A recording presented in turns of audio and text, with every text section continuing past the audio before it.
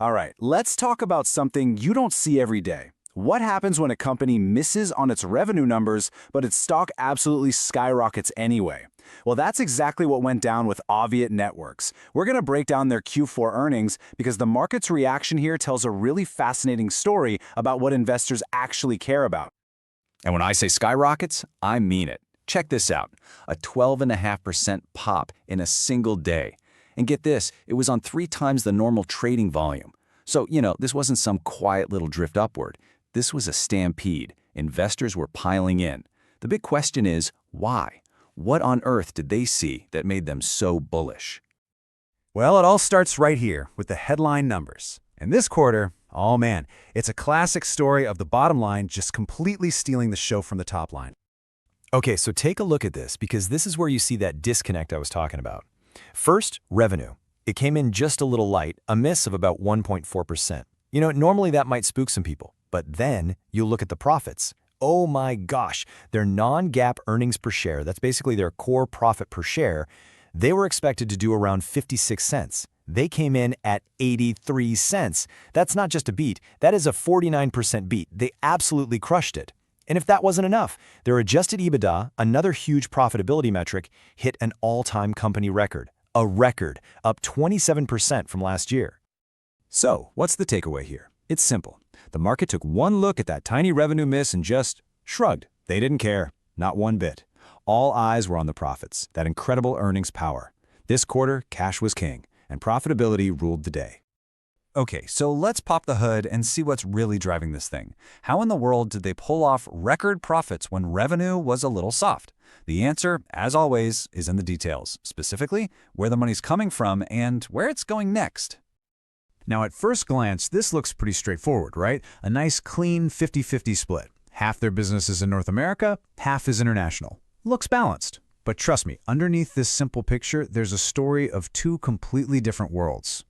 And here it is. This lays it all out. North America was the hero this quarter, growing a really solid 3.2%, and that's being driven by really strong demand for private networks. Think utilities, public safety, that kind of critical infrastructure.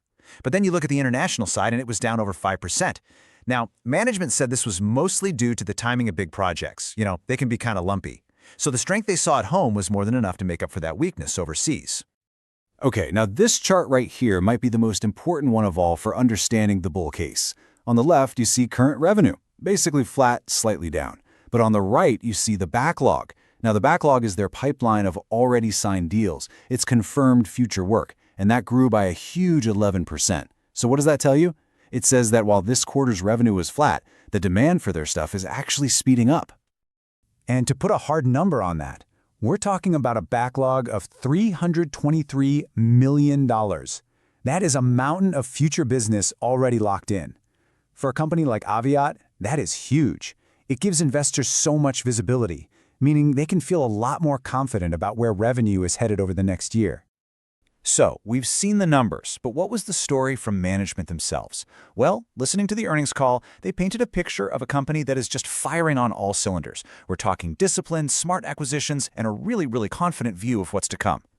And the CEO, Pete Smith, he didn't mince words. He came right out and said it. This marks our 3rd consecutive quarter of setting a new record adjusted EBITDA figure. Think about that.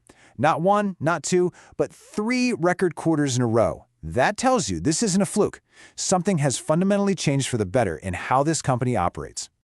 So if you boil down their whole narrative, it really came down to a few key themes. First, they're just running a tighter ship. They're disciplined on costs, and they've done a great job integrating the companies they bought. That's boosting profits right now. But they also pointed to the future, highlighting the continued strength in private networks and some really nice tailwinds on the horizon, like government money for rural broadband and the ongoing 5G rollouts in other countries. And all of that confidence led to this, their guidance for the next fiscal year. This is what Wall Street was really waiting for.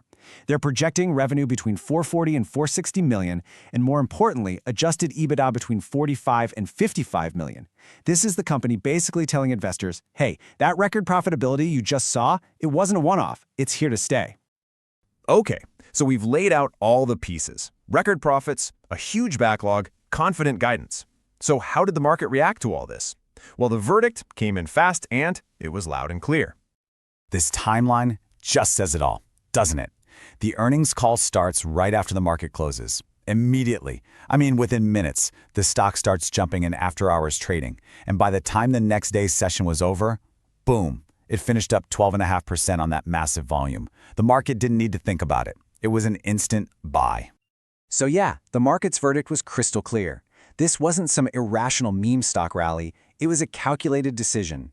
Investors looked at the massive earnings beat, the record margins, and that beautiful growing backlog and said, this is a compelling story. The tiny revenue miss, it was just a footnote.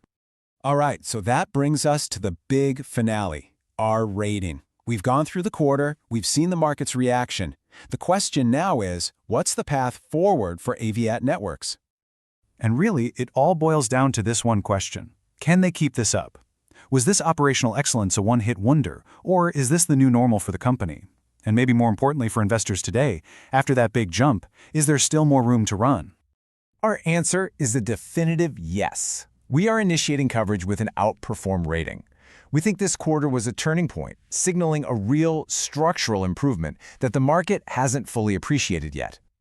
So, why outperform? Well, our reasoning is pretty straightforward. First, we believe these better margins are here to stay. This wasn't a fluke, it's a result of real changes in the business. Second, that $323 million backlog, it just takes a ton of risk off the table for the next few quarters. You have clear growth levers with private networks and 5G.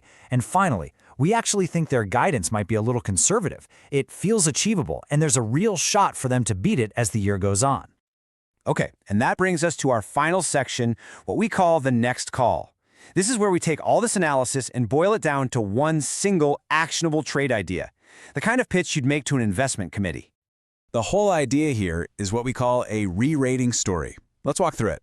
Step 1, for a long time, the market has looked at Aviat as just another lumpy, low-margin hardware company. Step 2, this quarter just proved that's no longer true. There's been a structural shift to much higher and much more consistent profitability. So, step 3, as the company keeps delivering on its promises over the next year, we believe the stock's valuation, the multiple investors are willing to pay for its earnings, is going to go up. Which brings us to step 4, the trade itself. You go long the stock, and you target a 25 to 30% upside over the next year as the rest of the market catches on to this new reality. And of course, we have to say it, this is not financial advice.